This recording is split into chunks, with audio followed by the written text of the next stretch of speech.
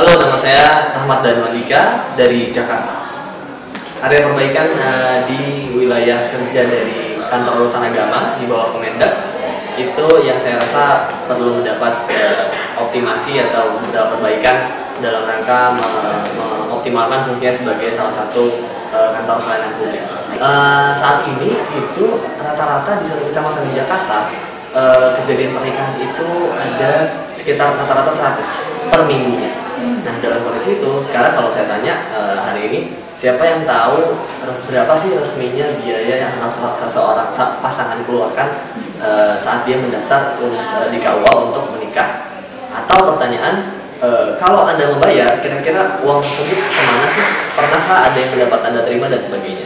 Sehingga ini menurut saya yang perlu mendapat perhatian dan perlu mendapat perbaikan dengan cara melibatkan peran serta masyarakat, karena hal-hal yang sifatnya dalam ranah KKN itu menuntut peran serta masyarakat yang tinggi. Sehingga idenya adalah untuk membuat sebuah portal resmi dari Kementerian Agama.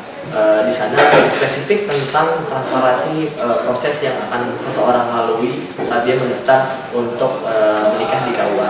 Bukan proses yang selama ini sudah ada di berbagai website di KUA kecamatan-kecamatan, tapi proses yang lebih melibatkan kira-kira spesifik soal berapa sih yang harus seseorang keluarkan untuk dia mendaftar dalam pernikahan.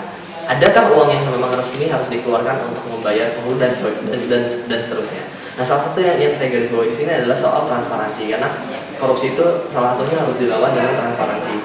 Kita belum punya di Indonesia, setahu saya kita belum punya portal yang secara gamblang menggambarkan elemen apa saja yang ada di KUA dan siapa saja orangnya. Nah, portal resmi ini idenya adalah di sana semua orang bisa tahu. Saat saya mau menikah di satu kecamatan A, saya bisa tahu siapa PPN di sana atau kepala KUA-nya atau pegawai pencatat nikah. Ada berapa penghulu di sana, siapa saja, dan nanti saya menikah saya akan dapat penghulu yang mana. Sehingga jika expose-nya besar, potensi korupsi akan juga bisa menurun, karena semua orang tahu. Semua orang tahu bahwa PPN atau kepala KUA di kecamatan A itu namanya X, fotonya ini.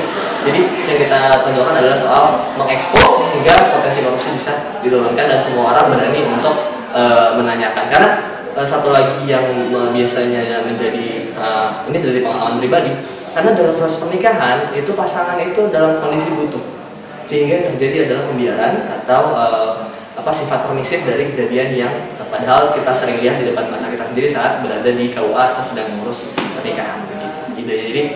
Idenya adalah membuat sebuah portal yang mengekspos juga soal sumber transparansi berbagai informasi yang sensitif, terutama soal pembiayaan pernikahan. Manfaat yang pertama, kita sebagai masyarakat juga bisa ambil peran dalam pemberantasan korupsi di Indonesia, karena sudah bukan barang baru ya, bahwa there's no way at all korupsi hanya bisa diselesaikan oleh KPK atau lembaga-lembaga penegakan hukum. Rasa masyarakat bagaimanapun mutlak perlu ada.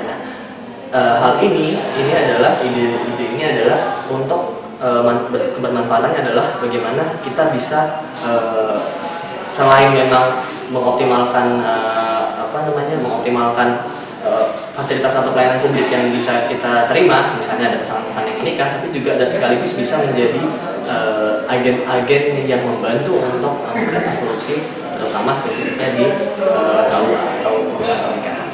Itu satu. Yang kedua adalah supaya ke depan orang ada budaya yang berubah soal permisif tadi, karena kalau di Indonesia, di budaya timur, namanya pernikahan itu kan prosesi bahagia, prosesi kita khidmat, saling mensyukuri. Jadi kayaknya kalau ada protes-protes aneh nih. Nah, budaya itu mudah-mudahan ke depan juga bisa berubah, bahwa ada yang namanya hak, ada yang namanya kewajiban, ada yang namanya memang hal-hal yang memang bisa ditolerir, tapi itu yang mau kita geser sekarang, karena sekarang itu toleransinya menjadi tidak sehat.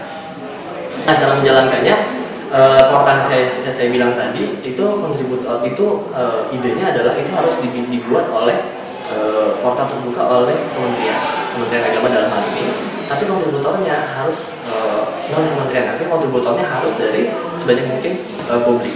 Jadi misalnya soal siapa saja pegawai-pegawai atau orang-orang yang memiliki atau ada otoritas di KUA itu yang mencari, yang menguploadnya di portal tersebut adalah publik. Jadi ada PPN-nya di kecamatan A ini siapa? Nah, itu kita minta kontribusinya dari publik supaya ada exercise juga untuk publik untuk ya udah dari deh, dan karena memang portalnya dibuka oleh Kementerian Agama, harus ada sistem juga yang bisa menjamin bahwa publik akan memiliki akses untuk bisa mengakses ke kecamatan manapun untuk mencari informasi apapun yang memang dibutuhkan dalam rangka transparansi tersebut. Gitu. Jadi emang satu sumbernya emang ini juga tantangan buat Kementerian Agama untuk ini tidak melaksanakan hal seperti itu.